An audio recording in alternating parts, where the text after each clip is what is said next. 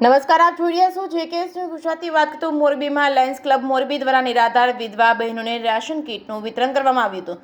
સમગ્ર વાત કરતો મોરબીના દરબારગઢ ખાતે લાયન્સ ક્લબ મોરબી દ્વારા પાંચ વર્ષથી ચાલી આવતી તેમની પરંપરા દર મહિનાના છેલ્લા રવિવારે નિરાધાર વિધવા બહેનોને 1 મહિનો સુધી ચાલે તેટલું રાશન કીટનું વિતરણ કરવામાં આવે છે. રાશન કીટમાં જીવન જીવવા માટેની જરૂરી ચીજવસ્તુઓ જેવી કે તેલ, ગોળ, લોટ, મરી મસાલા જેવી અનેક વસ્તુઓ આપવામાં આવે છે.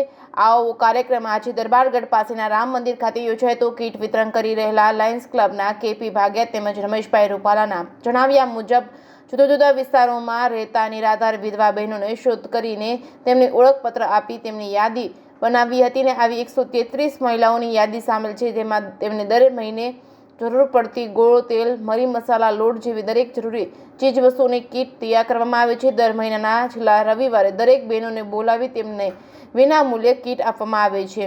આ સેવાકીય પ્રવૃત્તિ છેલ્લા 5 વર્ષથી ચાલી રહી છે. જેકે ગુજરાતી સાથે શ્રીકાંત પટેલ, મોરબી.